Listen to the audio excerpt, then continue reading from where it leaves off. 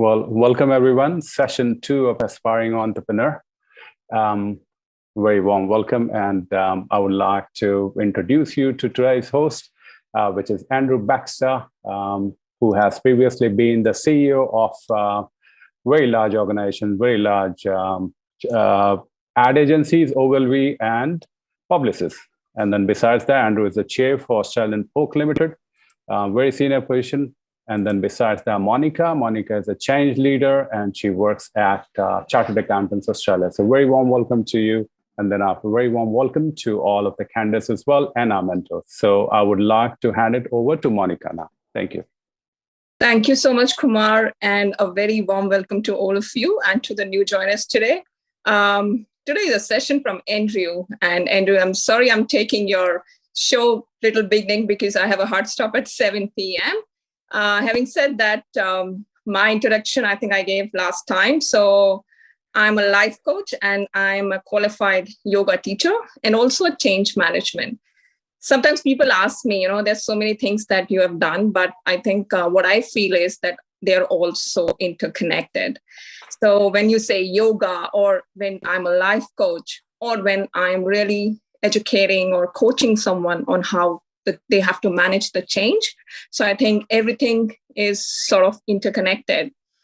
So what I would really like to start today would be with just a small exercise. I know all of you are entrepreneurs or aspiring entrepreneurs. Somebody has an idea, somebody has already an established business and they really wanted to grow that. So I just wanted to be in a very happy state. I know it's pouring and there is rain. So maybe let's start with a small exercise where I'll ask each one of you to close your eyes and just follow me. It'll be in seconds. So just follow what I'm going to guide you on. So can we start? Yeah? Okay. Yeah. So just every one of you close your eyes. Take a deep breath. Make sure your inhalation and exhalation, the timings are different. So you take, say, a count of 4 to inhale and a count of 8 to exhale.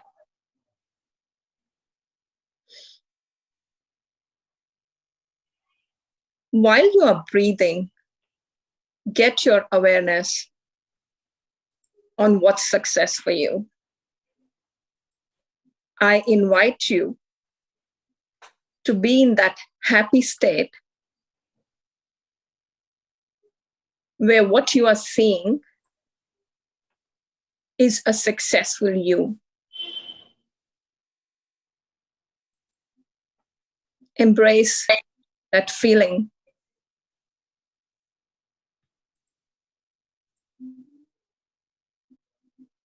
Have that moment of silence while you're watching your breath. And imagine that you have already become a very, very successful entrepreneur. How do you feel? What are the emotions?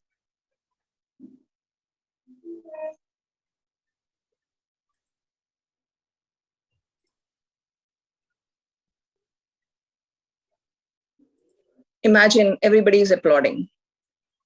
Imagine you're feeling so proud of yourself. Imagine your family members, your friends. You've been such a successful person.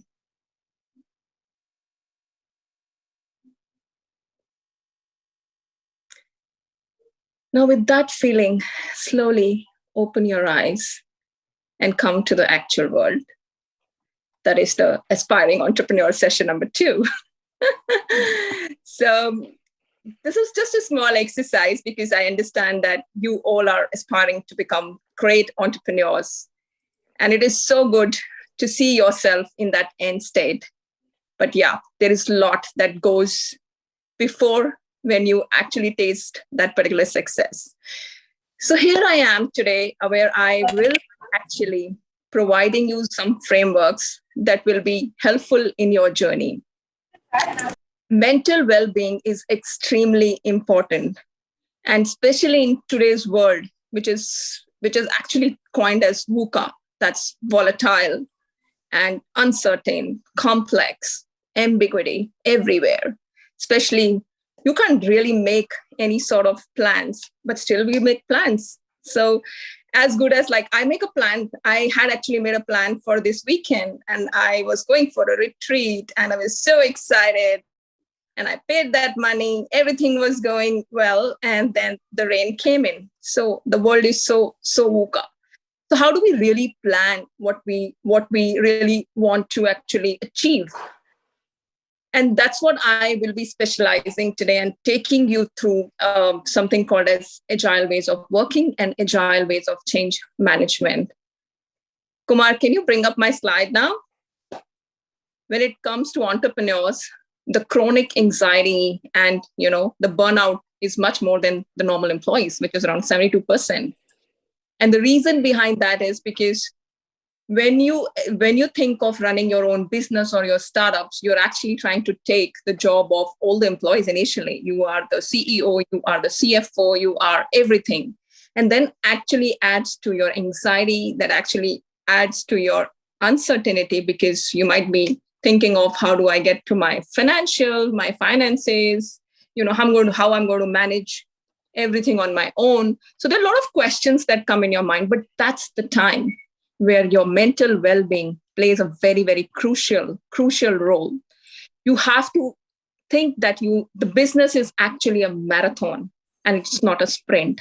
So basically, you have to always acknowledge your stress, accept them that, yes, this is something I'm doing it, but do it in smaller chunks. Do it in a way that you can actually test it and see whether you're doing something wrong. And that's actually called as agile ways of working. So if you see that particular slide that I've put in, which only talks of 4 things, that's plan, run, evaluate, and improve. So gone are those days when we really used to invest a lot of money initially and then try to test it, whether we are successful or not. And in that whole journey, you've actually lost a lot of money. So whether it's your own business, whether you're an employee, nowadays the world is moving towards agile ways of working. And what better than pandemic can teach us? So for you as entrepreneurs, I would always suggest that, follow this methodology where you are planning in smaller chunks, testing your proof of concept, evaluating, setting up that feedback mechanism, take the advice of the experts, and then think where you need to improve. So that's how we call it as agile ways of working. And I'll also talk something about the change management, because that's a big change that you're planning now. It's whether you're always working and you are actually trying to become an entrepreneur, or it's something that you want to do it now. So whether it's established or in the ideation stage, it's a big change that is coming for you. So I wanted to leave you with a framework that's very close to my heart. And Kumar, if you can go to the next slide. So this is called as a framework of ADKAR. So what does that mean? This means that when you are actually planning for your business, then you will be definitely doing an adequate amount of study. So study about your customers, study about your target audience. So if you keep this framework in your mind always, that will help you in your entire journey. So this is called as ADKAR. It's actually a ProSci methodology. ProSci is a certification of change management. So change management is very big nowadays in Australia and other developed countries, and slowly picking up even in the developing countries. And the reason behind that is that there were sort of a lot of projects, even the companies or people used to plan, but they always thought from the budget perspective, from the resources perspective, but the people portion of return on investment was never thought of. And at the end of it, it's human who's going to have that solution or the product or the service. So if human portion of ROI is not considered, then big projects, they do tend to fail. So I'll just explain a bit about what ADKAR means. A stands for awareness, which means that you need to really create a lot of awareness. Now, in today's world where social media is so prevalent, so even if you are thinking of an idea and if you want to test it or you want to promote it, So one of the bigger things is to create awareness. Channels can become different from traditional marketing to today's digital marketing, but awareness is a very, very important step.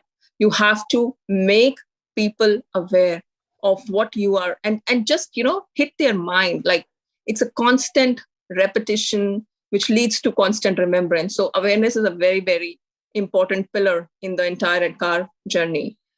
And then create that desire. Desire is that pull. Why? Question. You have to actually think a lot of time. Why will people come to you? Why will people buy your idea? Why will people buy your product or your service? How do you create that desire in people's minds so that they come to you rather than you going to them? It won't be initially. It would take some time, but that's how, if you create a lot of awareness, and then comes the second step is desire. Third is knowledge. You have to build that knowledge in people's mind, in your customer, your members, that they have that adequate knowledge with them about the product or service that you're providing to them. And then is your action. What are you doing constantly, to be in the market, to actually take those feedback loops and constantly acting upon that. Last but not the least, reinforcement. So you can make a solution, you can put a lot of money into it, you can put it in the market, but then reinforcement is extremely important. So you have to keep reinforcing, keep testing, take the feedbacks, and then have sort of proper change interventions that can be, again, coming to, just going as more of maybe promotion. So that's the need, because for a particular reason, some target audience are not happy, then you have to actually change and then become agile in those change. It's just shorter packages, give that shorter testing products or services, and then see how it is behaving in the market. So this particular framework, I just want to leave it with you. And whenever you are, at sort of testing something, always think about that framework and see how you can fit that in your journey. So I think that is what I really wanted to talk about, in my session today from change management perspective, because again, that's a change that will be coming in your life when you are trying to become an aspiring entrepreneur. So I'll leave it on this one. And if you have any questions or anything you require, feel free to get in touch with me or feel free to connect with me on LinkedIn. Thank you. And Monica, can I ask a question? Yeah, sure. Please go ahead. This is not just for the entrepreneurs, but for the corporate life also, right? The agile methodology that you're talking about. Yes, exactly. That's absolutely right. You don't even use in corporate, you use in your normal life. Like, if, for example, if you're becoming an entrepreneur, then it's really important for you to stick to this particular framework. Because again, if you have a product, you have a service, you have to create an adequate awareness about that, create that desire in your target audience, in your market, in your piece of customers to which you are selling, and then build that knowledge, act, and then reinforce, create those feedback loops. So if you're having, say, for example, you're making an app, then you have to have that feedback loop so that you can hear your customer what they really want. And then in an agile way, provide them with those intervention. They might be looking for some feature, then just provide them. But you have to have that particular methodology with you. So absolutely, this works whether in corporate or if you're starting your own business, 100% it works. Any other question? Thank you. Monica, if you don't have, just briefly, if you can touch on the action aspect of it and how does that relate to people being at the center of equity there? Okay.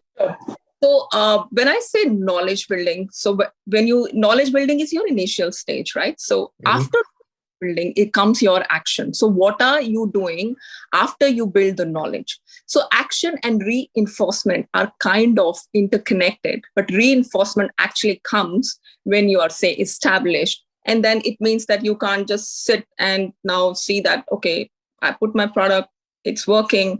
So it's done from my side, because the memory is very short.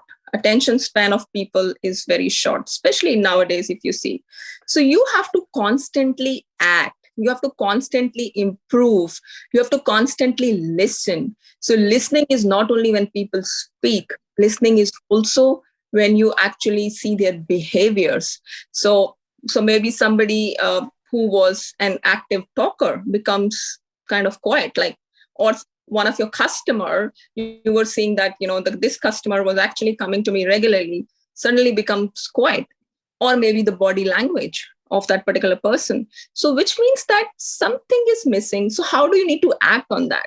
And for your act, you need to get that feedback. Keep your eyes and ears open, not only listening, but also seeing, also feeling what the change is happening, in your broader customer base, or maybe listening, hearing to how the market is operating, checking how many competitors are coming. So if there is a change in a pattern or a behavior of your consumer or a customer, then you should always be ready to listen and act. When I say act, again, it's all connected. It's agile now. So you have to quickly improve, put things in the market, see if that works, not works, roll back, because nobody is going to tell you, really take you by collar and say, oh, no, this is something you gave me in the beginning. Everybody changes. The world is changing. You can always come back with a better sort of, customer service or a product. So you have to act very quickly, act in a manner that you're always listening. You have to be very, vigilant about how your market is operating. So that's the particular framework which can be put in every situation. Thank you. Just one question, Monica. I think because the first thing it starts with awareness, right? So just say you have a product which people don't even know that's a product, because as you say now, traditional marketing to digital marketing, especially when you're social media, just say you started Instagram and try to put it. But since you're not popular enough and, people are not looking at the thing, so how do you really create the awareness? I think I find it difficulties in terms of creating the awareness. I'll give you a very quick example, and very quick, and that's, we actually learn from everyone. And I'm giving an example of my daughter. So she was telling me that she wanted to do some business and she started an Instagram. Now, she's not popular. She's just starting something. She just posted and she wasn't getting any comments or anything. So what she started doing was she started following people who've got a lot of followers, and maybe Instagram and digital marketing nowadays is so good that even if you click on a song, then similar songs come in, right? So if you look at people who are maybe in the same sort of business or, same sort of services that you want to provide, start following them, And there is where then if you are posting something because you are following, the digital marketing is so intelligent, the AI and everything is becoming so intelligent that, you will start getting people. Again, there is a hard work. And also the other thing I want to tell you, and that's what I've learned in change, is because change management has your communication techniques, your comms and your training, your stakeholder engagement. So all these things are important part. And I'm not only talking from corporate perspective, it's from business perspective also. So use a multi-pronged approach.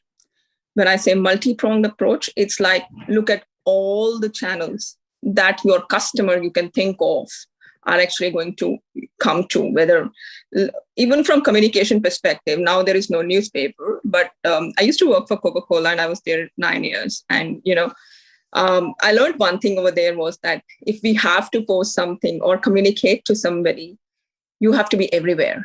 Because again, people's attention span is so small. If you are putting something, even in an ad, you have to be in the newspaper, you have to be in the TV, you have to be in the Insta, you have to be on the digital. There has to be even word of mouth, So when somebody speaks on your behalf, go to different groups. And it's slowly you get fruit, but use this approach to be present everywhere. Use that multi-pronged approach. I hope that answered.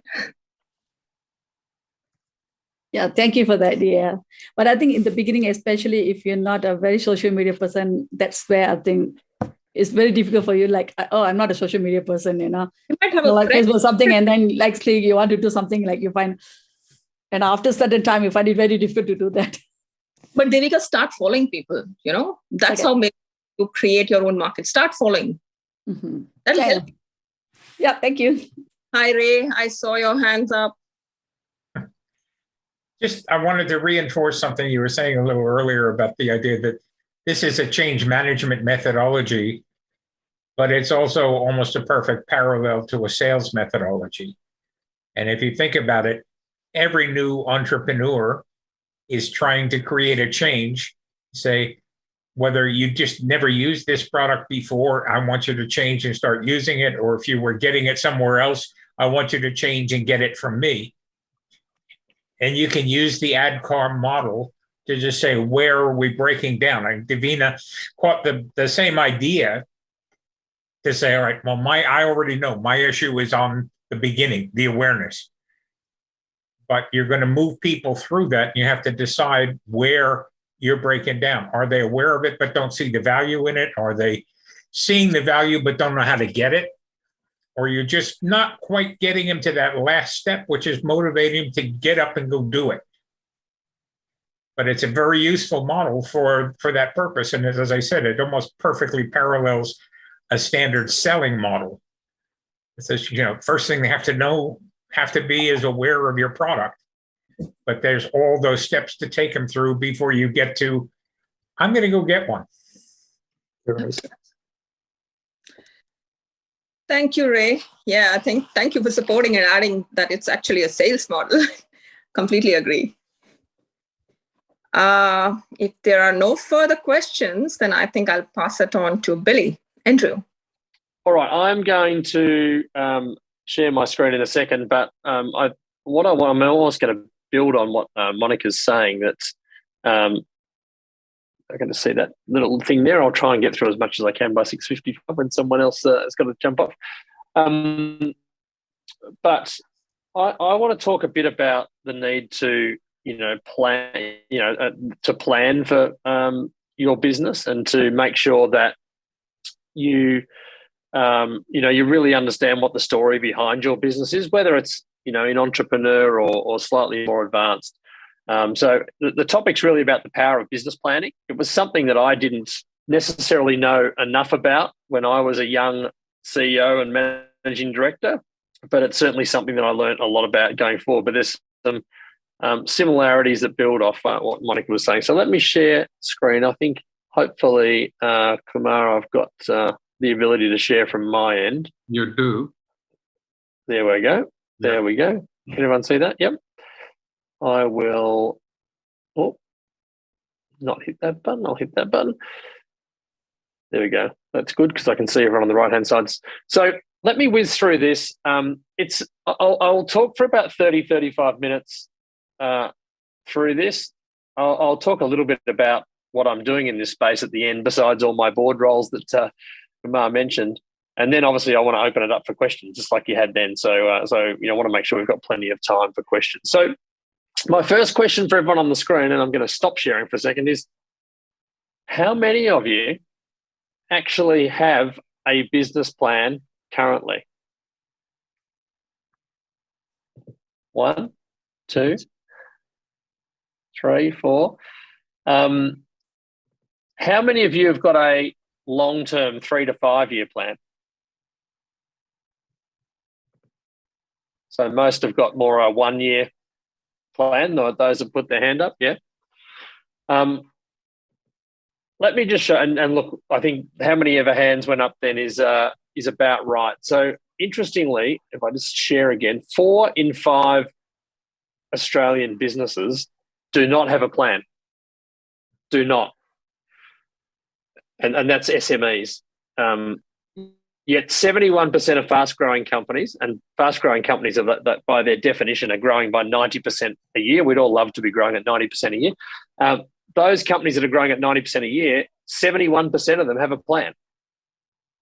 So 4 in 5 don't have a plan normally, but 71% of fast-growing ones do. And business plans actually increase your chances of growth by 48%. And I'm going to tap back into something Monica said earlier in a second.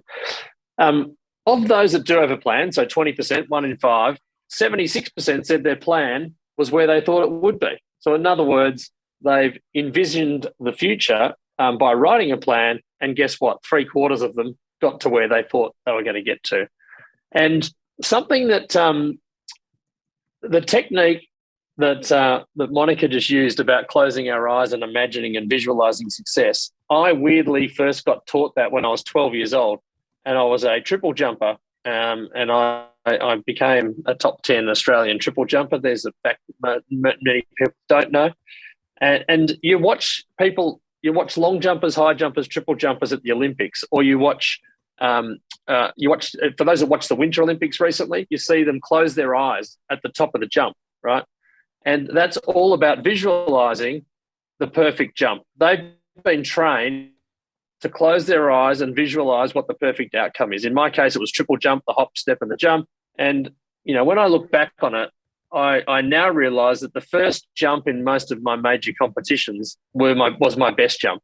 And that was because I'd visualized it for days before. I'd laid there, thinking about it before I went to sleep. And I just had that confidence at the top of the runway to go down and do the perfect jump. Interestingly, there's science behind that technique, and I'll put it back up on the screen in a second, but 45, the door at the hotel is knocking, it increases your chances of a successful jump by 45% just by doing that technique.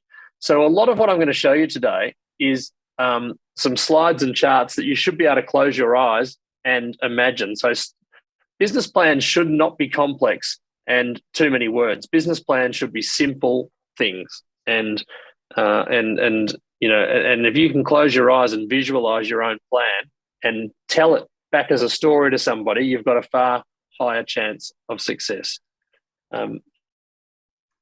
So not only is it a great technique in mindfulness, but it's a great technique that's been proven to have an outcome. 45% people jump better. I heard Mark Bouris talk about a year ago, and he spoke about, if you've got, even with small teams or big teams, you must be a beacon of hope. Provide your team and your clients with hope. He was talking more about having a plan off the back of COVID, but it's very true. And the technique I often use, and it plays perfectly into what Monica just did, is I at the start of all of my business planning sessions, before we even get into it, I say, you're at the 2024 Christmas party or end of year party or whatever celebration you might be having, and you're celebrating the success of your 3-year plan. Close your eyes and tell me what happened to achieve that success. So visualize being I often say Hamilton Island on the back of a big boat, popping champagne corks, and the world's wonderful because I've had a very successful 3 years. What's happened? So that's just another extension of that technique. Write that down, stick it up on your wall, put it at the front of your business plan. It's a really, and naturally, by just asking a question, once we get into business speak, we start trying to be a bit too structured. What you want to do is come off the cuff. It's amazing. I'm sitting there, I'm on the back of a boat, I'm popping champagne, or doing whatever I like doing, reading a book, doesn't matter. Write down what's happened to achieve this. Interestingly, I saw this comment. It was written in November 2020, but I only saw it recently. The other part to what I talk about with business plans is not only visualizing them, but telling them in a great, easy to understand story. So this was a WeWork comment about business planning. Use clear, concise language, avoid jargon. When business plans are too long-winded, they're unlikely to be used, they're forgotten. People talk about old business, and we just print them out as doorstops. They were big, thick documents, and the only good thing that they did was kept your door open. So we don't want that. We want simple, easy to understand, easy to articulate plans. Now, here's an interesting one. I don't know how many of you have seen this before, but Jeff Bezos refuses to accept any more than 6 pages in any sort of presentation. Business case, memo, business plan, whatever it might be. And if it's good enough for Jeff Bezos to build a $3 trillion company on 6 pages or less, I think it's pretty good for us to try and figure out how we could build out a plan in 6 pages or less that can work. I'm lucky enough to have done a few Harvard courses through a CEO group that I'm part of. And there is a great Harvard professor called Professor Boris Groysberg, Groys Berg, B-E-R-G. And he and 2 of his colleagues for 20 plus years have studied growth. Their whole essence of their academia is trying to figure out the growth levers of companies. And they've identified 27 growth levers in companies. But they say that 4 are not negotiable. Doesn't matter if you're a small company or a big company. And that's have a great strategy. That's a bit about what we're talking about today. You've got to execute that strategy really, really well. There's no point having a great strategy and executing it badly. There's no point having an average strategy, executing it well. It then says as you get bigger, you need to develop the right culture, and you've got to obviously have the right structure. So they're the 4 not negotiables. He and 2 of his colleagues call this the Harvard Business School 4+2 rule for growth.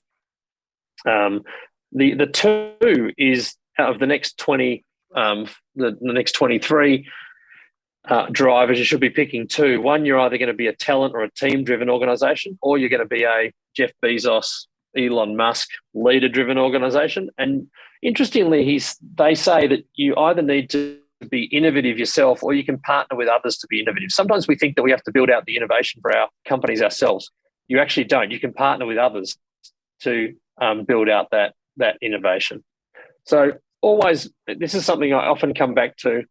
The fundamentals of a plan for growth is around this 4+2 model.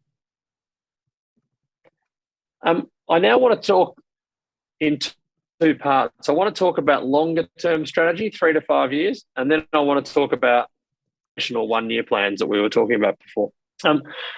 This seems like a bit of motherhood, but the reality is we often try to skip to the answer for our incredible idea or company before actually sitting down and going, actually, what are the industry trends? And obviously lots changed over the last 2 years. So I like to get that down on a page in some form. What are the industry trends? Some of those are tailwinds that we can make the most of. Some of those are headwinds that we need to be careful of. And then the fundamentals of business, and famous marketers like Peter Drucker have always said that, a business doesn't exist without a customer. We can all think we've got the greatest idea in the world, but if we can't get customers to buy, and that was again part of Monica's model before, creating awareness for customers, but they need to be all around, does the customer need it? And I remember my first marketing lecture I ever went to at university many, many years ago. I had a very well-known marketing professor called Don Bradmore, and he pointed out to me and everyone else in the class that day that the mousetrap has remained the same for over 100 years. And that was because it does the job that needs to be done. And he often used to say to us, don't reinvent the mousetrap. We've got to make sure there's a genuine need out there and we're delivering on that need in a better way. So yes, things evolve, but some things don't necessarily evolve. I'm always really keen to make sure we write down the core and the DNA and I suppose the in understanding of what the company was and why you started it. As an entrepreneur, it's quite cathartic to put that down on a bit of paper. I make companies that are 30 years old, 90 years old tell me to this day when I do business planning, where did it come from? Why did you call it what you called it? What was the essence of it? What were you trying to do? So it's really important in my mind to always write down your DNA. And then you've got to understand who your competitors are, and you've got to understand why you're different. Interestingly, there's a brand model called that David Acker created many years ago, and it's not a million miles away from the model that Monica put up there before. But he talks about brands are built on 4 pillars: differentiation, relevance. So is it relevant to the customer? Is there a need? And then esteem, which is a sense of popularity and quality, and then knowledge, which is part of obviously what Monica talked about earlier. And so we need to make sure that our product is different, it is relevant.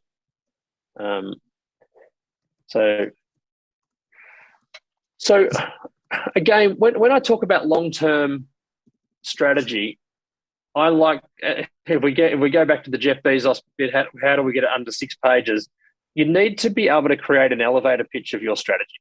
Something that's really easy to storytell, and it explains why you're doing what you're doing, how you're doing it, and what you do, and the why is your purpose. And obviously, a lot of people talk about making sure you get your vision statement right and your values right and your culture right.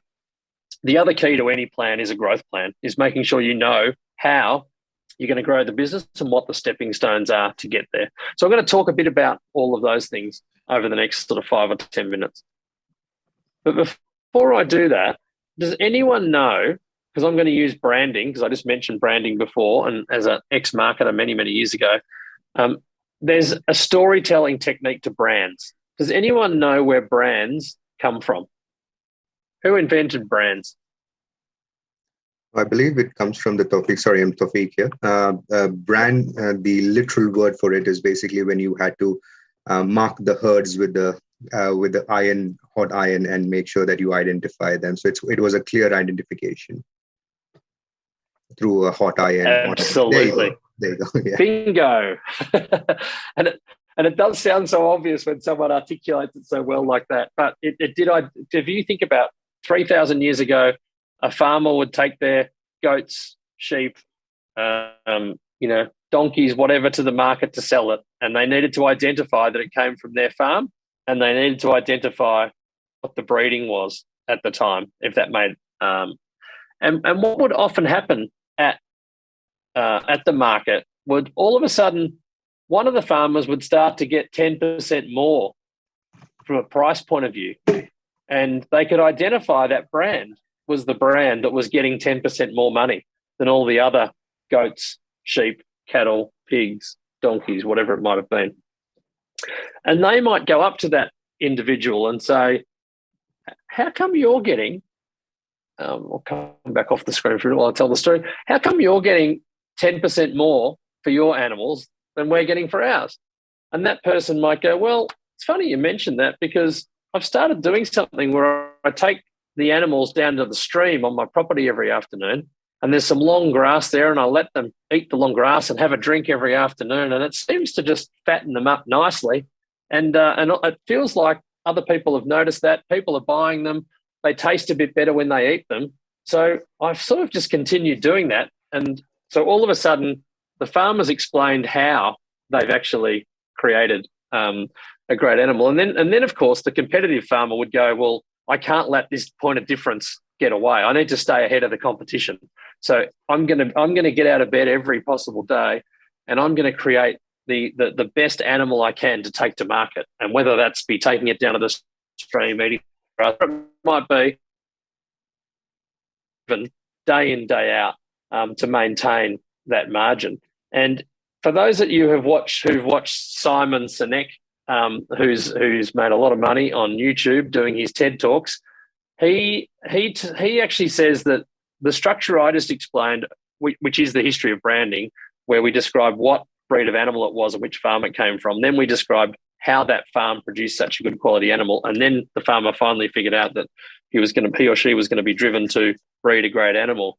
Simon Sinek says that storytelling is far more interesting the other way around. That the farmer gets out of bed every day to breed the best possible animal they can. How they do that is take it down to the stream every afternoon, eat some long grass, and at the end of the day, they're just a cattle farmer or a goat farmer.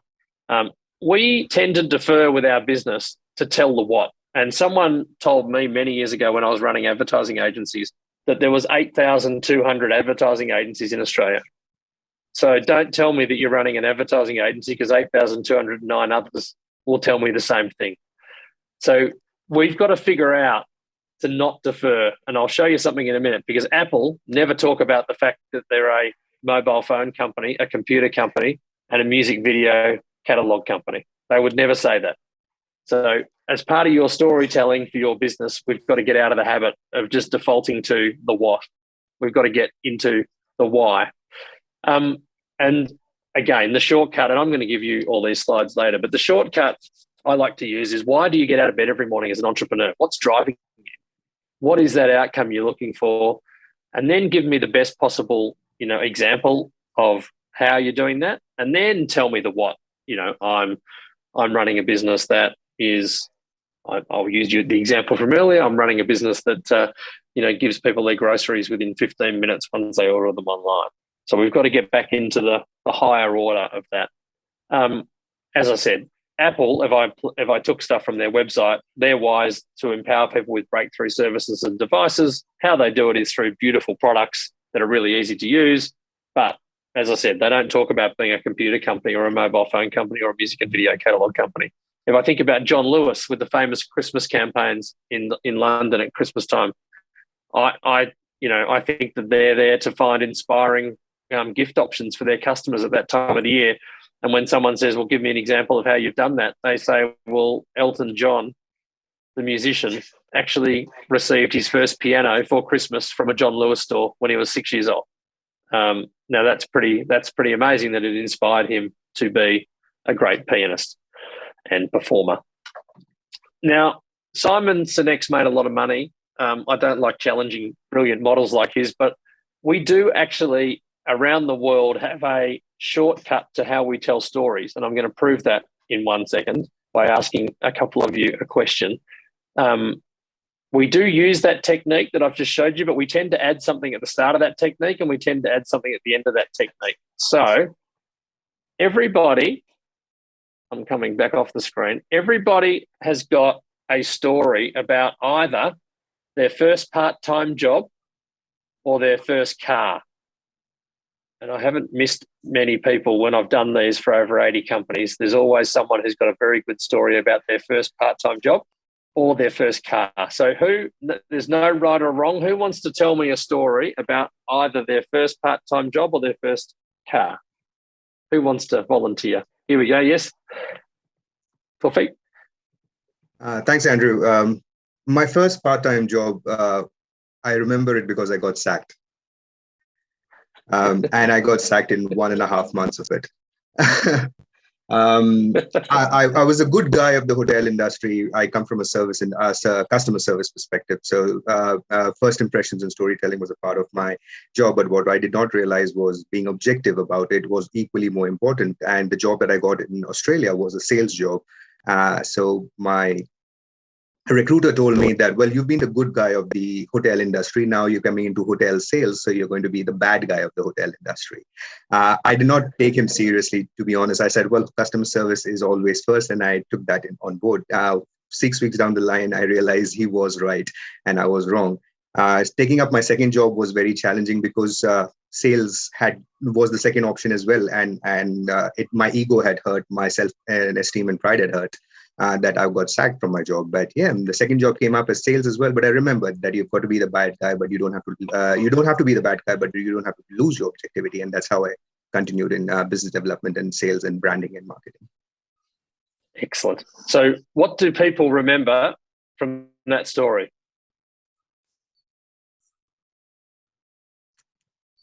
You got to take it positively and with a positive curve. Yep. Learn from that. Never take failure as an option. It always define it as a learning curve. Yeah, very good. What else? What else do people remember from the story? Positive attitude. Yeah. What was the first line We got sacked of the story? Yeah. I really know. When we tell, that's the right story. What we tend to do when we tell a story, and the outtake there, Bobby, was perfect. But when we tell a story, we always give a soundbite first to get people hooked. Normally, and we haven't got time to go through all the car. Normally, when someone will say, "I had a baby blue Mini Minor," or there's something, as we tell a story, we naturally give people a little hook in to draw them in. We also normally often do a payoff at the end. You know, like if it's a fun story, there'll always be a payoff to the joke, or there'll be a crescendo to the story. That's how we naturally tell stories. I've run business planning sessions now in everywhere from Central America to Africa, obviously Australia, Asia. And I wasn't sure if the storytelling technique would be the same in all these different countries. It's the same. It didn't matter. Everyone gives a little soundbite up front, and then they always give a bit of a payoff at the end. So my challenge on Simon Sinek's model, when we're thinking about storytelling our business plan, is, there's my first car many, many years ago, an Austin 1800, 1969 model. No headrests, you'll see back then. No seat belts in the back, no side mirrors. That's how cars were made back then.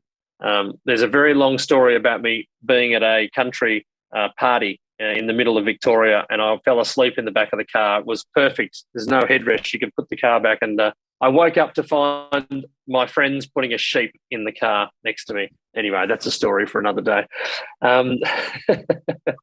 But that's my example of the payoff, right? You'll remember the sheep getting put into the car. So what we want to do when we are actually storytelling our business plan is we want to try and describe our business in 2 words or less. That's a really hard thing to do. Do it as an exercise after this. If you only had 2 words that needed to be different and interesting to explain your business, and you can't, in my case, say advertising agency, because we'll say, oh, what's the name of your business? Oh, it's this. Oh, what's that all about? And you have that soundbite. You need to have it.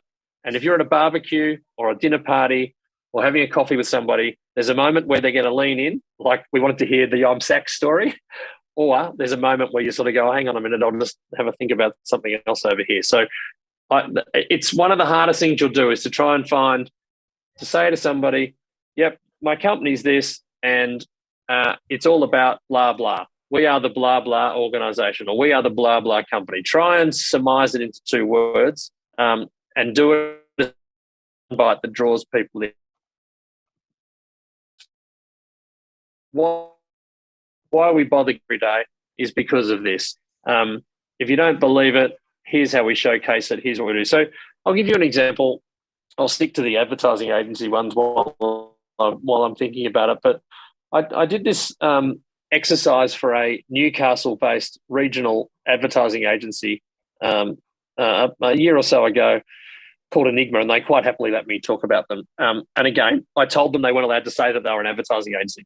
So they now say, we are the relentless growth agency. And you go, oh, that's a bit different. I thought you were going to say you're an advertising agency. Then they say they get out of bed every day to drive unfair market share for their clients. That's what they're motivated, to drive unfair market share for their clients. And then normally someone at a dinner party would go, yeah, right. How do you do that? And they would say, well, McDonald Jones Homes was a local builder in Newcastle 20 years ago. They became our client. They're now the 3rd biggest builder in Australia. That's unfair market share. And then they'll say what we do is advertising and media and strategy. And their vision for the business, their payoff, is to be the most what was theirs? I think the most respected independent communications company in Australia. So all of a sudden their story, their whole strategy, whilst there's a lot of depth behind it, they could explain in a very simple framework. So what I'm encouraging you to do, and I said I'm going to give you some of these sheets afterwards, is to try and get your business plan not onto 20 pages, get it into those 5 boxes and try and just, say it doesn't matter if it's an established business or a new business. It's a really good exercise to do, to try to succinctly tell what your plan is on 1 page. So if I played out the Apple one, they think differently company. They get out of bed every day to empower people with breakthrough services and devices. I've talked about, how do they do that? Through beautifully designed products that are easy to use. They're a computer company, mobile phone company, music and video catalog company. Their aim was to make the best products on earth and leave the world better than we found it, and be valued $1 trillion by 2018. I think they recently got to $2 trillion. So they've gone well past that. But whilst there might have been a lot more depth and rigor in a good way behind it, their business, that was literally their strategy, their 3 to 5 year strategy surmised into 1 page. So, for example, John Lewis, if I go down to their vision, which I found on one of the websites, was to be the iconic Christmas destination doing double-digit sales growth year on year. So it's always got that emotional and rational challenge to it. So look, it's a good exercise. I'm obviously racing through this to give you an example of how good business plans work. The next part, and the last part of the longer-term strategy I want to talk about is, can you get your growth plan onto 1 page? A very wise person told me many years ago. Oh, hang on. Yeah, Tahira, do you want to make a comment? I'm sorry, am I interrupting? I can wait till the end if you like. No, go for it. I'm more than happy to, stop talking for a second. And you may be covering it now in the growth plan, I realised. My understanding of a business plan is a little different, and maybe you can help me to, maybe I have a different perception. What you've shared is great. I understand that to be more of a marketing and branding plan or approach to talk about your business to the wider world. Whereas a business plan, I've understood, is the back end or elements of identifying, who your customer base is, who your competitors are, what your financial goals are, and all that blah stuff, which I don't really think about much, but I think is what I thought was a business plan needs to do. So I'm happy to be obviously corrected. And no. I will wrap all up at the end and show you exactly that piece. It's I agree with you, and I did skip over the start when I'm going to show you off at the end here. When I did talk about the competitors and the industry trends and the market and your opportunities and all that up front, but I did skip over it. I'll show you again. What I'm trying to do is to say you can do all that as a business plan. You can put it on 20, 25 pages. The challenge is to have a succinct version of it that is literally 3 or 4 pages long, so that you can explain to anybody in 3 or 4 slides what your business plan is. So all I'm doing as an ex-marketer is using storytelling and visualization techniques to do it. So it's not, that what I just showed you before. I mean, every business, a good business plan should have a purpose, which is the why. A good business plan should have a vision, which is the aim I had on mine. I'll talk about values and culture in a minute. So it is really important that you have all those things.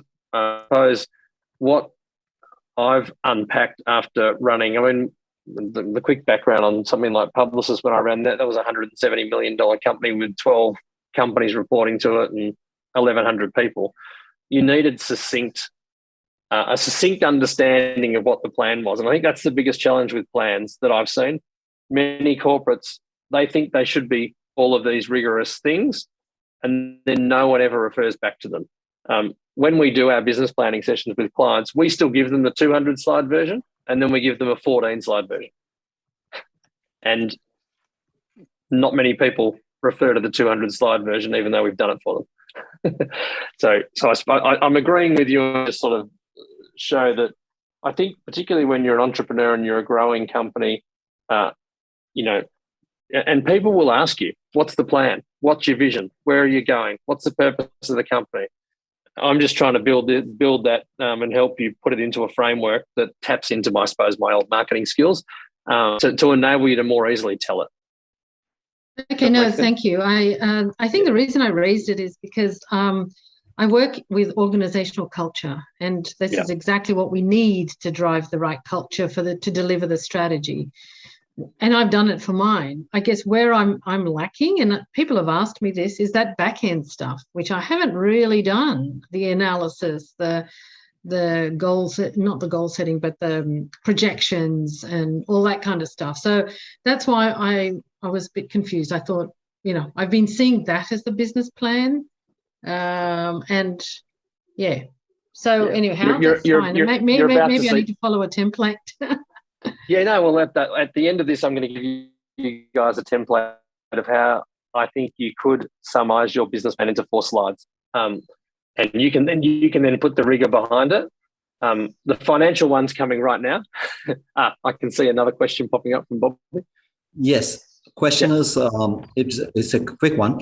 So as Sahara mentioned, so my follow-up question is it necessary to have both the summarized version as well as the deep analysis, or is it only necessary that the summarized version is sufficient for?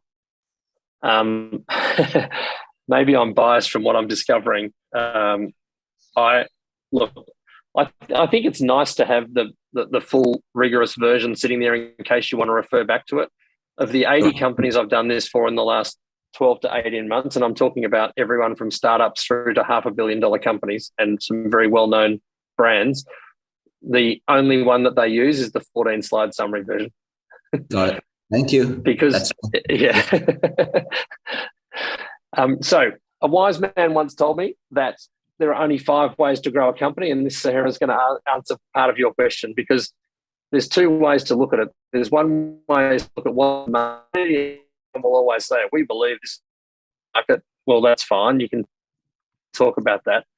But what we want to know is, how are we going to grow? If we want to become I'm making a number up, a $10 million company in the next 3 years, And as I said, I'm doing this for companies who want to go from what we did, one tech company that won 300 million in Australia to 500 million, and they've just got there after 2.5 years. So you only have 5 options and 5 strategic choices to get from 1 million to million. Let me show you how. One is to keep doing what you've been doing. And most companies will have 1, 2, 3, maybe 5 revenue streams. You might be, if you are an online platform, your revenue stream might be subscriptions. It might be commission off, clip of the ticket of goods sold. But you will have ways that you currently have your revenue streams. And my comment would be, if you kept doing what you're doing, did it really well, in 3 years' time, how much would each of those revenue streams have grown by? And some people will go, oh, well, the first revenue stream might have gone from $500,000 to $1 million. The second one, oh, it's currently 200,000. It might get to 500,000, et cetera, et cetera. So again, this is deliberately set up as a visualizing technique. It's deliberately set up so that when we do this, it will have underneath each one plus 1 million, plus 2 million, plus $500,000. The other 4 ways to grow a business, one is to open in other geographies. If you're only operating in a certain part of Sydney, you might launch in another part of Sydney. If you're operating in the whole of Sydney, you might open in Melbourne. You might open in Auckland, you might open in Singapore. So by expanding, the amount of people you're trying to sell or to use your product is one way to grow your business. The second way is to offer extra services or capabilities, depending on if you're a services or product-based organization. On that platform, you might have discovered, you might all of a sudden, funny enough, most of the retailers in the world now on their e-commerce side are basically selling their data and selling advertising. So all of a sudden, whilst they're a retailer selling goods, they've created other revenue streams because they've got so many people coming to their sites. The third, as a quick aside, the third biggest advertising company in the world is now Amazon, not News Limited or Facebook, Facebook and Google are 1 and 2. But you think about all the media companies that you think would get advertising revenue, the third biggest is now Amazon. So they've created a whole nother revenue stream. So that's your second option. Your third option is to merge or acquire something that might be a bit smaller than you, but it might be in a space that you might want to go into. They might have some skills or some capabilities or some staff that you might want. They might have a platform that is quicker to buy theirs than build your own out. And the fourth one, which I've got my thing sitting on the right-hand side, but the fourth one is actually to form strategic partnerships. And it's one of the things that's often forgotten because if you can partner with someone else and you can both make money, that's a good thing. So who else could you partner with to drive revenue? Sometimes it might be as simple as there might be someone who's got the same target audience as you, but they're not a competitor. And you might partner with them to get your databases more closely aligned so that you can market to each other's clients, as one example, as long as you've got all the right permissions. So that's certainly... Sorry, Ray, I'm just seeing your comment. New products, yes. You could do a combination of both, right? You could do a new capability in a new market. But yeah, capabilities is covering off products and new products and services.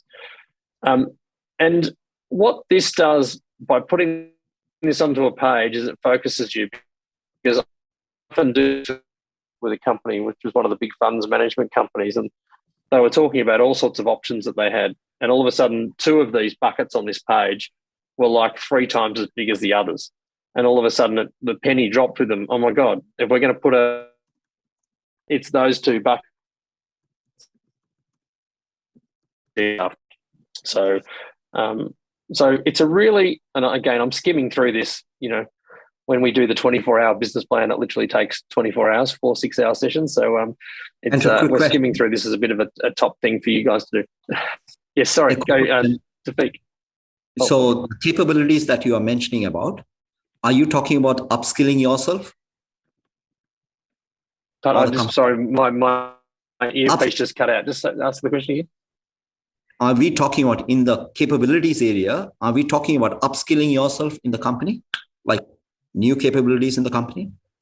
No, sorry. I'll get to, and maybe it's just the use of my word, because I'm covering it's new products and services. Like what other offerings could you give to the company?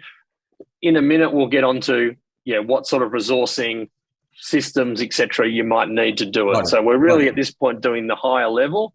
What are our options strategically? Where should we be focusing our effort? And in a minute, I'm going to show you a very quick and easy way to figure out what you then need to do operationally to get there. Sorry, Tawfiq. Yes, I ended up messaging it to you. I was just wanting a bit of clarification on the M&A aspect of things that you mentioned before strategic. Yeah, it wasn't quite clear to me. Yes, so mergers and acquisitions. So you could merge with another company.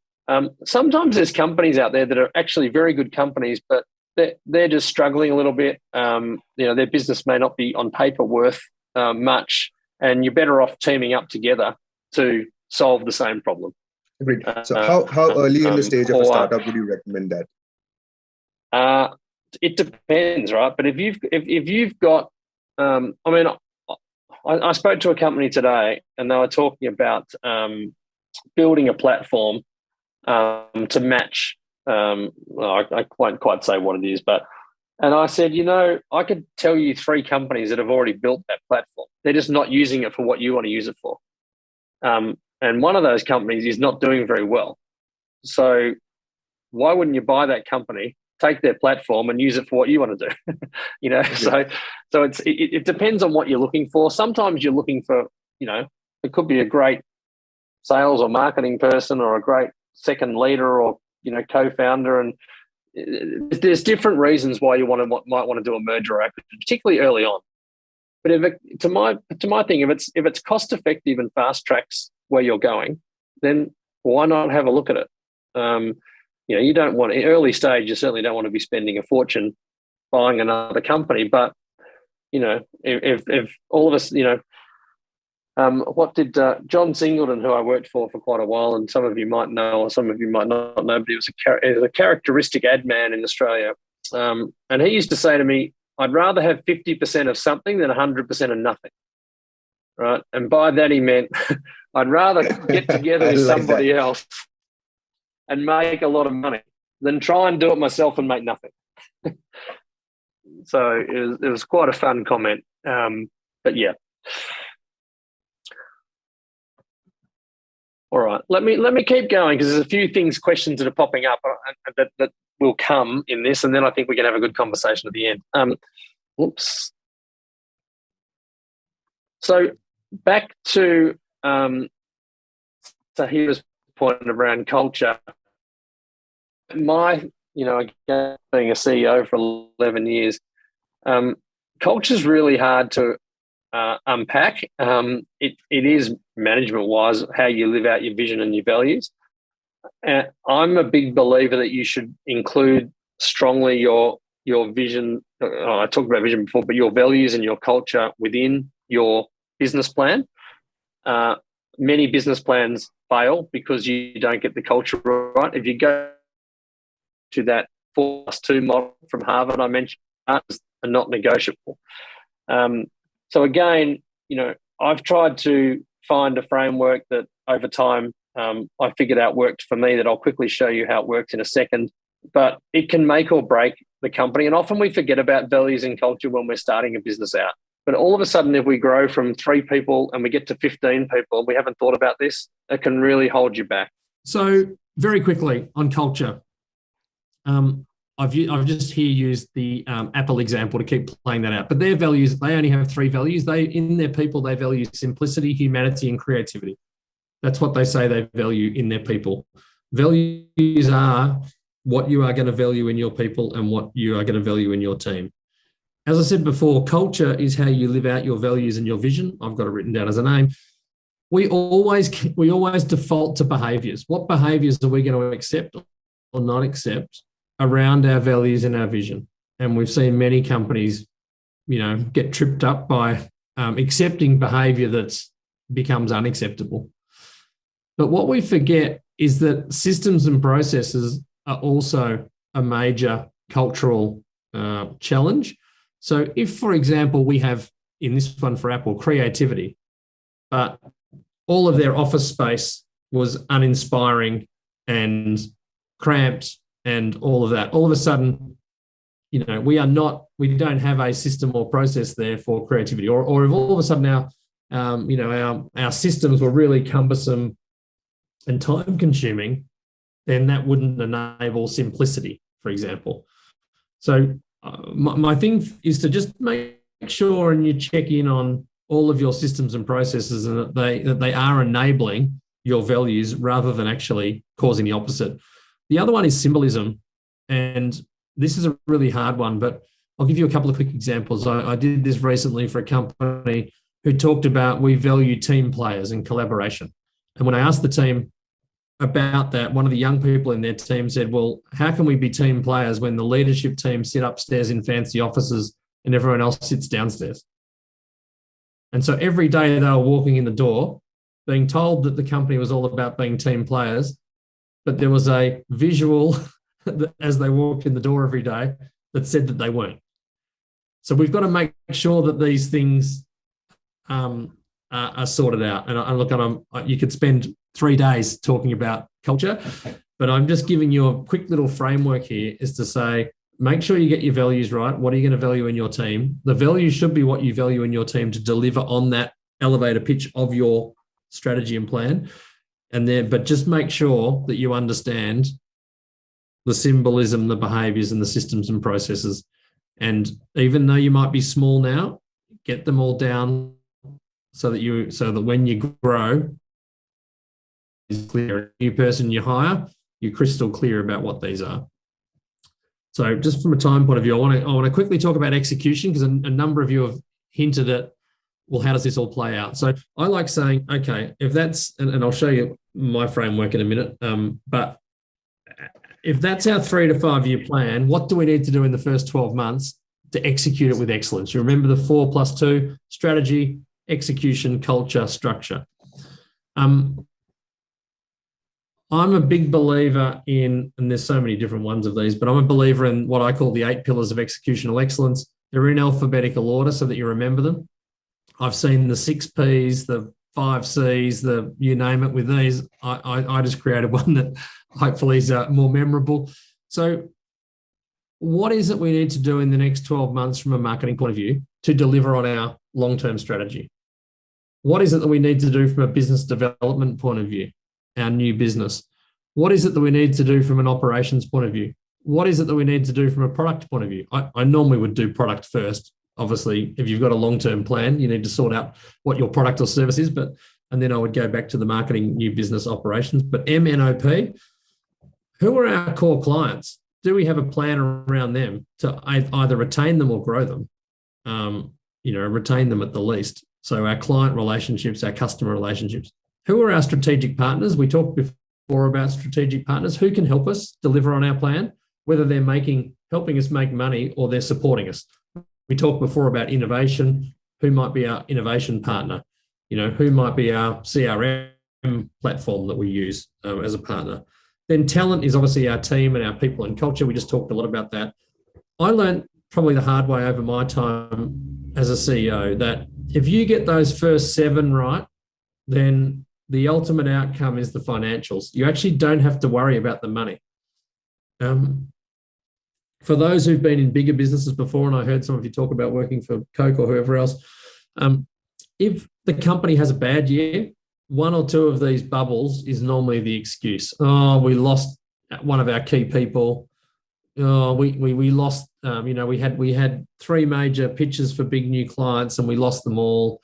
Or one of our key clients left, or we're outmarketed by the competition, or our product just wasn't up to standard anymore and our competitors have got a much better one now. The excuse is always in those bubbles. We need to get them right. Sorry, Tawfiq, you want to?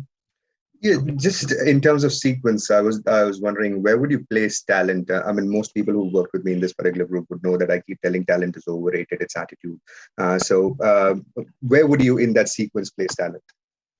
Yeah, I would normally, if you think about the logical order of building a company, you go, right, what's my product, right? You've got to have the product first. Then you've got to use marketing and sales to get the awareness that Monica talked about before, etc.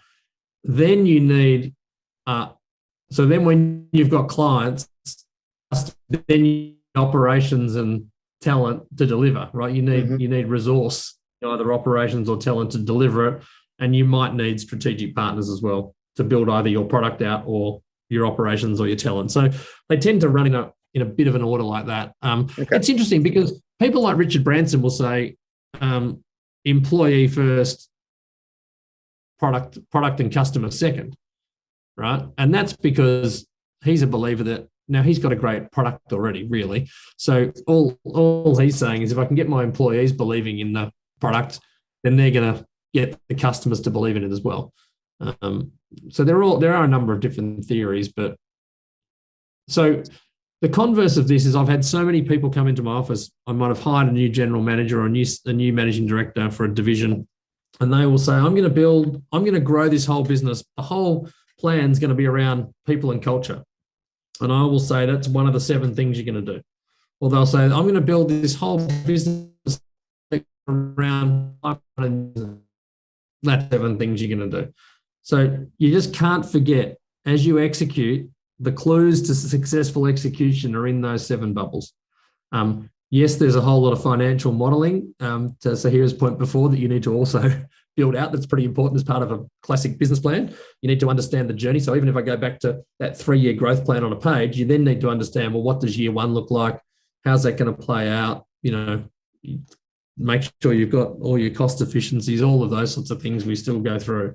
I often say it's much easier to cut costs in a business than it is to grow a business. So I like trying to grow the top line and sorting, it should be easier to figure out how to do it efficiently afterwards. So that's the model.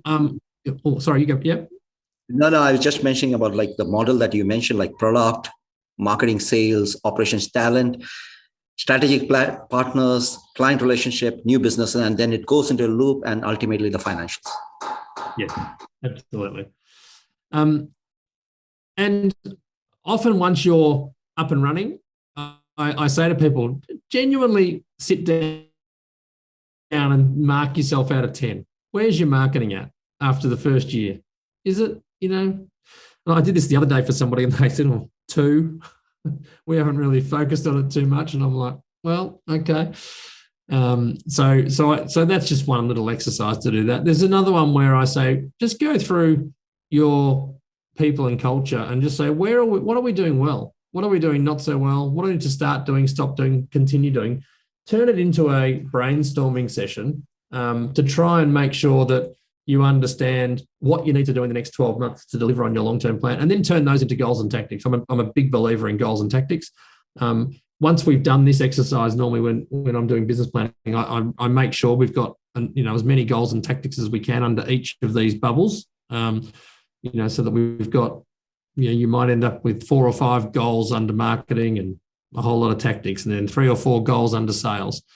So, but most importantly, you need to prioritize what the 10 most important are. You might end up coming up with 30 goals you want to achieve this year, but you really want to figure out and prioritize from a business planning point of view, what are the 10 most important that's going to help you succeed or avoid you failing. And probably 80% or 90% of the success is going to be driven by these 10 main goals. So, I encourage people to do that. And then I encourage people to do a 1-page plan on each goal. What's the goal? What are the tactics? Who's going to lead it? Often if there's only 1 or 2 of you, you're going to be stuck with all of them, but at least put it down. And then what do you need to do in the next 4 weeks to make that, to get yourself on the journey, the actions? What are the next steps to get you on the journey? So, because again, if I go back to the visualization, unless you write it down, you can never actually see what's happening. Sorry, Tawfiq, I wasn't sure if you still had your hand up from before or was it a new question? My bad. I'll take that down. Thank you for answering. Sorry, I only just saw.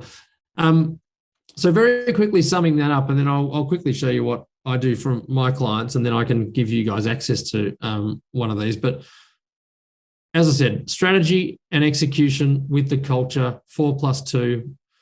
But my way of doing it is to make sure you can visualize that success. you saw lots of boxes and circles on that chart. That's so you couldn't write any more than 10 words. We've all seen mission statements that are 25 words long, or purpose statements. Unless you're a very good actor or actress, you can never remember past the first 10. So therefore, less is more. Make it practical and accountable. Get down to that granularity in the operational where you can say, well, this is our goal. Our goal is to drive an extra 30% of leads through our marketing effort this year.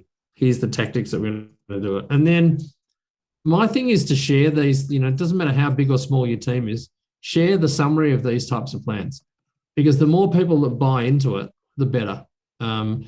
You don't want people that aren't on the proverbial bus with you. So very, very into questions. The 4 slides that we give clients, and we're going to give you guys, I won't go through that. We've got a framework to put that market context that I think, Zahira, you were talking about earlier, on a page. What are the 4 or 5 or 6 key industry trends? Who are our core customers? What are they going to need in the next 12 months to 3 years? Back to that DNA point, who are our competitors and why are we different? Just summarizing all of that onto one page. Again, as part of a more formal business plan, you might have 30 pages on all of this. But again, and funnily enough, investors, I've found, love to see a page like this, because they're going to go, oh, where's your business at? How fast is it growing? Well, just give us a bit of a background to where you're at. Okay, here's a summary of where we see the world that we're living in. Then there's a framework which you can see combines a couple of those charts I had earlier, where we get the elevator pitch or the storytelling of your business plan or long-term strategy onto one page. I sort of told that Newcastle agency one before, but it has the values sitting there and a couple of highlights from the behaviours and systems and processes and symbols. The growth plan I showed you. And then I find that the top 10 must-dos on a page as once you get into execution. So you've basically got 4 key charts. That tech company I was talking about before, I walked into their company about a year after we did this for them, and they had those 4 pages pinned. 6 of them had those 4 pages pinned to their walls. No, a $300 million tech company, because it was the summary of their plan and what they had to do, what they had all promised each other they were going to do in year 1. I think they had 13 must-dos, not 10, but the point is, and then sure, you've got a 1-pager for each of them. So that's why I'm saying it's 14 slides long. It's those 4 key slides plus 10 of these slides in a row. As I said, we've been lucky enough since I accidentally started this business, because I had no intention of doing it, to do this for a bunch of over 80 companies in a whole bunch of sectors. So it's resonating. I think the link between long-term strategy and short-term execution is resonating. And I think the simplicity of it rather than the complexity of it is resonating with teams as well. So that was a whirlwind tour on the power of business planning. But I'm very happy to answer as many questions as people have. That was fantastic. Thank you for answering all of them. That was fantastic. Andrew, so you are the go-to person for business plans, is presumed? Supposedly. That's fantastic. Thank you so much. But I'm going to give you some usable versions of those slides so that you could plug your own company in. You can have a go at putting in your 2 words and your purpose, and you might already have some of those things, but you just didn't quite have all of it as a structure like that. So one of my promises I said to Kumar is that I'll give you guys all a usable version of that, so that you can play around with it yourself. As I said, when we do it for clients, it takes 4-6 hour sessions with teams. So it's a long process. No, not too long. We actually create it in real time. We have young business school students that help us. So we don't go away and go for 3 weeks and come back and hand it back. We actually write it and co-create it in the room with our clients. So they're on the journey and on the hook the whole way through, which is fascinating. So I can see a couple of hands up. Shall I go first? Yeah. Right. So thank you so much, first of all, Andrew, for the presentation. It's kind of an eye-opener. So I have been working on this business plan of mine, getting the groceries delivered within 15 minutes or less. So my business plan, when I try and write it down, my problem is that I have a long-term vision and a short-term vision. Why do I say that? Is because I am still a small company. I'm a startup. I have less resources, less money to invest in, less caliber to really take that risk. So I really want to test the market before I really go full. So my long-term vision is to cater for all the grocery needs, what today you see in the Woolworths. But in order to really prove that, like to reach to that goal, I want to be able to test that before I really go live. So so we really brainstormed about it, and we thought, okay, let's go with just the basic needs, like, just the breakfast needs of a customer. So like, if you ran out of milk in the morning, you might really miss your breakfast. Hey, you know what? Now you have this app, you just order the milk and you get that delivered probably within 10 minutes. You take a shower and then you can, you're ready to go with your breakfast. So just do the breakfast needs in the first go. And then later on, like, when we prove a model that we have build up that data, we have built up the customers with our business, then we really go with the other categories, like, include more categories. So when I write down my business plan, do you think, should I really be dividing my business plan in a long-term vision and a short-term vision? And when I say that, because short-term vision will have different execution plans, different resources, different talent, which will be needed. And the long-term will have something to be taken care of later. So what would your approach would be in this? Look, I mean, I'm more, well, I think your short-term one's a lot clearer as to what you're trying to do. And interestingly, when Aldi launched in this country, guess how many SKUs, so not products, like how many SKUs, so how many different versions, and say they had 3 versions of each product, how many products did they have in their store? Do you know? No. Yeah. Honestly, no. 1,200. Coles and Woolworths have got 20,000 in each store. Oh. So they've built a successful business off 1,200, and actually it's only 400 products, and most of which had 3 versions. So, and this is part of building out the, I think Sahira said about, understanding the opportunity. There's potentially for you a massive opportunity just in that short term, less goods that are more regularly purchased than there are in the long tail of logistics. Anyway, I'm more being a consultant now than I am being but I feel like at the moment your vision and purpose is clearer for the short term than the long term. Okay. And maybe maybe there's a big enough opportunity for you in the short term. Awesome. That really helps. So, like, I will be able to make that choice there. So you reckon when I really prepare my pitch, right, should I really be just pitching my short-term goal and do not talk about the long-term goal because I'm not really clear at the moment what I'm going to do? No, I think you pitch the short term. I think you can say, because I don't know. And this comes back to the differentiation, right? The differentiation of going head to head with Coles, Woolworth, Walmart, Amazon, whereas if you go, I'm going to deliver grocery items in 15 minutes. I just think you've got a really interesting proposition and anyway, I mean, it's hard to know without having a longer conversation, but I feel like it's clearer as to what you're trying to do. Oh, thank you so much, Andrew. Sure.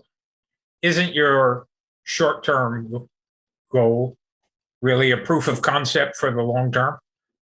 Yes, that will be my basis. You're right. Great. So unless you prove it in the short-term goal, you shouldn't be too worried about the long term until you get through that, because you may have to tweak that model several times to get it to work before you start thinking about the long-term goal of expanding it. Sure. Or even if that's what it turns out you want to do, or as Andrew's suggesting, you may say, actually, we're good right where we are. Yeah. And we could sink the company if we try to go with the 20,000 products instead of delivering 20 of them in 15 minutes. Right. Oh, Yeah, that's a good input. Thank you so much, Ray. Yep, that's what we have brainstormed, and that's why we actually came up with a short-term goal first, and then later, that can act as a proof of concept for the long-term goal. So yeah, thank you. Thank you. Sarah? Look, thanks very much, firstly, for that that second half. I think that's what I was looking for, and you've done it really succinctly. So I think it's something that that would be very helpful. I just wanted to get a better understanding of joint ventures in the partnership space. Are you able to talk a little bit about that and how that works, and are there other types of partnerships? Because I'm very interested to explore that avenue, but I don't have a clear understanding. No. Ray put up a very good comment around, often your best strategic partners are your suppliers and your distributors, and that, absolutely. I mean, anyone that you've got a strategic partnership on, I think also making sure you aren't reliant on one strategic partner, which many people are. Like a lot of tech companies get built out on just the Google platform or just the Apple platform to start with, and then all of a sudden they might find that Google shuts them down or Apple shuts them down, and then they're gone. That's a simple example. But I think joint venture partners are more, business partnership is difficult. I often bought a lot of companies in my old days where I could see that 1 + 1 was going to equal 3, and I would buy. That old category that I was in terms of advertising agency companies, there was a sweet spot of profitability at 15 people and at about 2.5 million of revenue, and there's a sweet spot at 40 people, about 6 million of revenue, where you'd make about 30% margin. So I'd spend my time trying to find 2 15-person agencies that I could merge together that would get me to 40 much quicker, because you didn't make a lot more profit between 15 and 40. So strategically, you've got to be thinking about, well, who could I partner with to fast track my success? You still might get there over 5 years, but if there's someone that you could partner with to do it in 2 years, there are challenges about business partnership and 50-50 and 51-49 and all those sorts of things. It does come with its challenges, but becoming first to market in something like, delivering groceries in 15 minutes. I'm sure there's 5 other people around the world that potentially are tossing around that idea in their head. You want to get to market quick, right? You want to be the first, and if you can partner with someone to make that happen quicker, then that's my modus operandi, I suppose. It's not, you don't have to do it. Ray, you're going to add to that, aren't you? Well, you're on mute, I think. You're muted. Yeah. Still going. You're muted, Ray.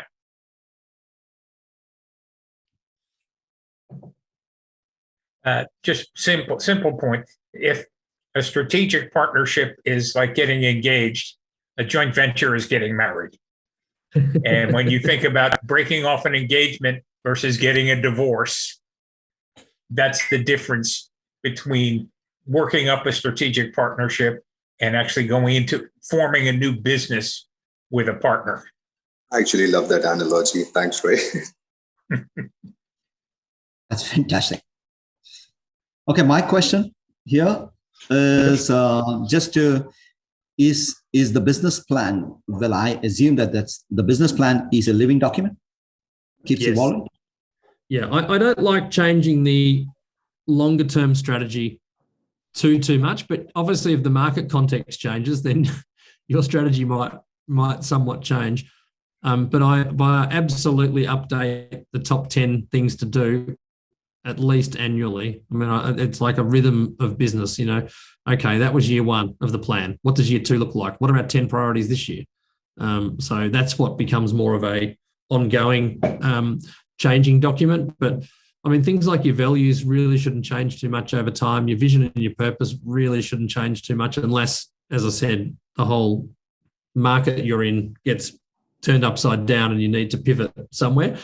But yeah, I encourage people to stick to the longer term roadmap, and then make sure operationally you're changing quickly and moving quickly. Well, if there's nothing else, I do have to duck off in a second anyway because I'm about to with my I'm in Canberra at the moment in my hotel room, and I'm about to go to a meeting with my Australian Pork chairman hat on, and I'm going to a meeting with every other chairperson and CEO of every other rural body. So I'm about to go and talk grains, cotton, lamb, cows, apples, grapes, you name it, over dinner, which is always fascinating. We all get together twice a year. And we've got a meeting with the minister tomorrow. So I'll go from my business planning hat to my chairperson's hat of Australian Pork. Could you bring some pork and lamb and, some grains all together? That's right. Bring it all back. Thanks, Andrew. Thanks, Kumar, arranging this. Thank you. No one has any other questions? Just a quick question here. Sorry, I understand I've asked too many already, but just last one. I've seen on Shark Tanks that usually the investors would be okay with a 5% to a 7% equity, and the smug on their faces is very clear that they're about to increase that very soon. Do you reckon why would an investor would start with a 5%, 7% equity, and what strategies would they be looking at in increasing the equity? Because as a startup, it might end up sounding pretty rosy that someone's coming in with 10 grand or 50 grand or 100 grand for 7 to 10% equity. But then what are the ways that you got to be careful about that 7 becoming 33 and then 33 becoming 51? It depends what they're in it for. It's probably a long answer. I'm an investor in 11 startups or scale ups with less than 7% in each of them. And I'm more interested in advising and helping for them to grow. And I could invest that money in the stock market or a property, but I feel like I've got more of a chance with some of them to help them grow and therefore, get a higher return than the share market. And that's what a lot of people are in there for. It's an alternative investment. But others are in there because they feel like they want to grab the company and end up owning 30 and then 50 and whatever else. So everyone's in it for, you've just got to understand what their motivations for investment are. Sure.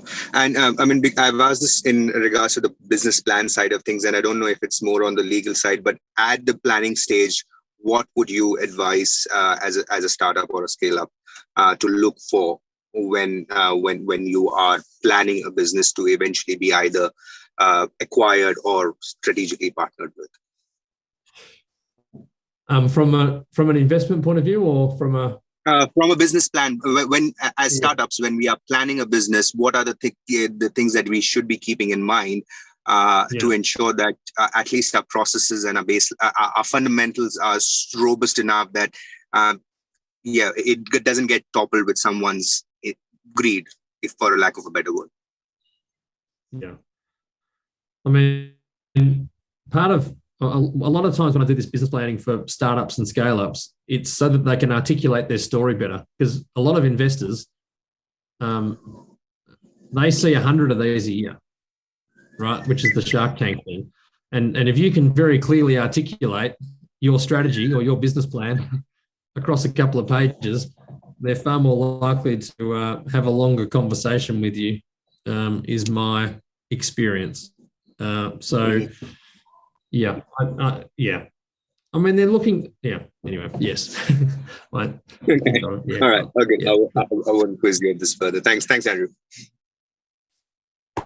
Hi, Andrew. This is Charlene. I just have one quick question. I know you have to go, and no one got my joke about get some fork on your fork. I hope I did. I saw that. Thank you. Very good. Yeah.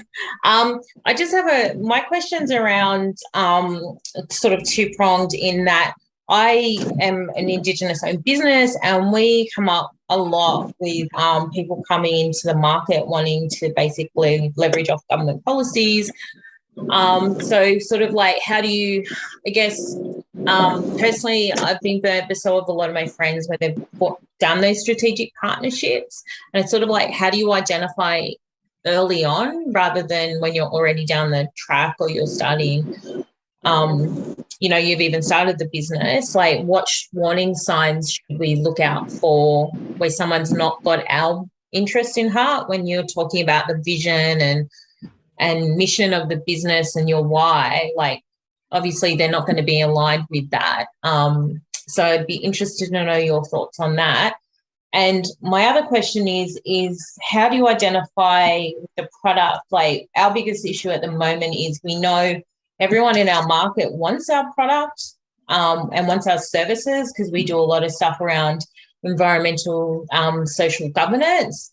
So we pitched to basically, I think last quarter, 20 organisations, all of whom say they need it, they want it, but we just haven't been able to turn that into actual anyone buying it.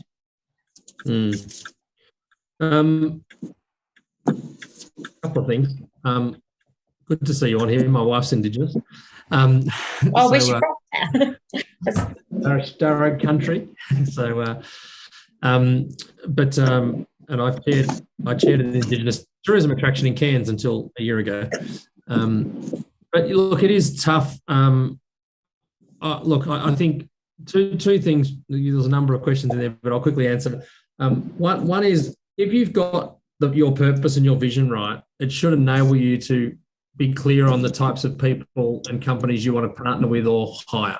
So again, it should become your North Star to really realise whether they're going to be the right cultural fit that you're going to need going forward. So I think you need to be, and I understand what you're saying in terms of people trying to, trying to make the most of things rather than being genuine about it. So I think that's one thing. I think the other part is, listening to you, I think this comes back to how do we get the strategy right, and then how do we get the execution of it right, and it's hard when you're sometimes a smaller business you don't have all of those rounded skills. I was chatting to a mate of mine earlier today, and he was trying to be the salesperson, the marketing person, the whatever. He's got a great business, and in the end, I said, the sales side, just go and hire someone, or go and use someone who's part-time, like who's a sales expert, and you can get that person one day a week. So sometimes we just need to fill some gaps so that we can get those things over the line. And it's hard without knowing the full context, but it sounds like, you're having a lot of good conversations, but then closing the deal is the tough. Yeah.